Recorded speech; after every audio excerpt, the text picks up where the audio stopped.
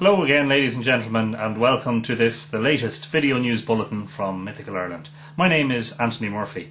I'm glad to report today, finally, that the second edition of our book, Island of the Setting Sun, has finally been published and is now available in the shops.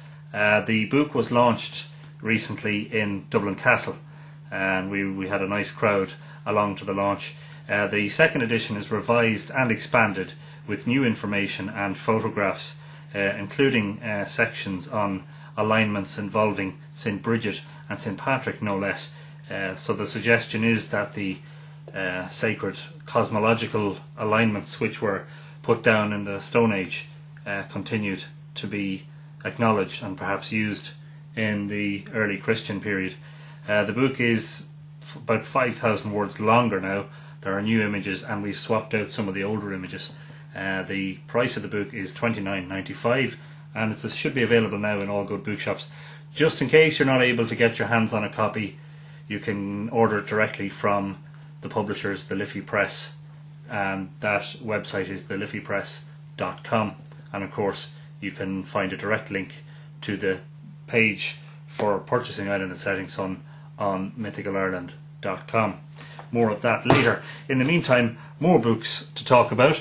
Last time we brought you information about a book that was being published by Geraldine and Matthew Stout about Newgrange. Well, we since have received a copy of said book, which is a lovely little publication, and it goes, I suppose, where other books haven't gone in terms of it's not maybe as comprehensive as some of the other works on Newgrange, but this little book is a gem for two reasons. Firstly, because Geraldine and Matthew Stout are asking who built Newgrange, and in that regard have maybe done a little bit of detective work and given us a bit of insight into where the builders of Newgrange and the passage mounds of the Boyne Valley came from.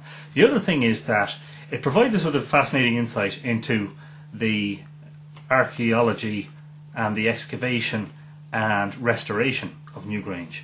And to this end, the Stouts had access to the O'Kelly archive, and some very, very interesting facts are thrown up. But in relation to the origin, if I can read a very small passage that might give you a little insight into where they're going with this. Because of the restricted distribution of megalithic art along the Atlantic seaboard, we are, fortunately, able to narrow down our search. The Neolithic art of Western Europe is a coastal and island phenomenon, and influences reached Ireland from regions which had a knowledge of the sea and the sailing skills to cross an ocean. While passage tombs are found in Europe from Denmark to the Mediterranean, art on passage tombs is known from only 4 distinct areas: Brittany, Iberia, Anglesey and the Orkneys. There is a concentration of Neolithic art in the Paris Basin, but with one exception: this is not associated with passage tombs. So it is to these 4 maritime regions that we should turn to find the origins of Newgrange. Now, the book is published by Cork University Press and is available in all good bookshops and on Amazon. And as usual, if you go to Mythical Ireland and go into our books section, you'll see the link there as to how to purchase it. That's not all from the Stouts. Prolific authors and workers as they are, they've also published very recently their report into the excavation of what they describe as an early medieval secular cemetery, which is at Site M at Knowth. This is this wonderful array of sites under the passage tomb of Knowth in the Boyne Valley. These excavations took place between 2002 and 2004 over 3 seasons, and the Stouts, I suppose, are to be admired because it's not easy to get excavation reports out with any speed. It is estimated that for every hour that you spend in the field, you spend 10 hours doing the follow-up work. Now, this is by and large an academic work. It's an excavation report. It's not designed to be, I suppose, easily digestible like the Newgrange book. However, it does give us some very, very interesting insights into the people who inhabited the Boyne Valley long after the passage mound people were gone. And the Stouts launched the report in the Brunabonia Visitor Centre quite recently and were given very high praise for the speed with which they completed it. So that's another one to look out for, and again we'll flag that up in the book section on Mythical Ireland. Now, one group that has been promoting mythology, and perhaps quietly without recognition or without due recognition, is the Mythic Links mythology group, and this is an Irish group, and they have regular events now.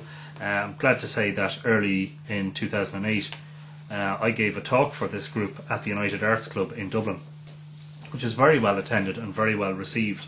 But just to give you the heads up in relation to some forthcoming events, on Thursday the 16th of October there will be a talk by Dr. Marion Dean called Truth in Early Irish Mythological Tales, Insights from the Goddess Macha, King Cormac of Tara, King Conor of Owen Macha to Saint Columkill.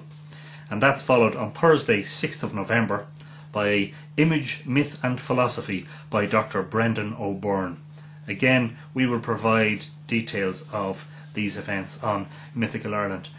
So if you want to check the What's New at Mythical Ireland page, we'll add the links there. Turning briefly back to Island of the Setting Sun and the mysterious mound of Millmount in Drogheda, which we maintain is an ancient passage tomb, said to be the burial place of Amergin, the Milesian warrior bard, and in local folklore said to be one of the passage mounds of Brunabonia.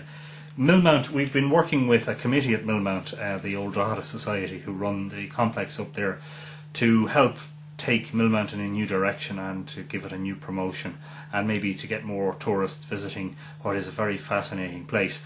And Drogheda, of course, lies at the gateway to the Boyne Valley and is only a few miles downstream from Newgrange North and Douth and the wonderful complex of monuments there. This image you see on the wall behind me up here is actually a drawing done by Richard Moore, upon which we have based new flags for Millmount and new imagery, which we hope will become a logo of sorts for the complex as part of this new promotion. You can also see it here on the little computer screen behind me. The flags went up recently, and I think we can see an image of one of the flags at Millmount.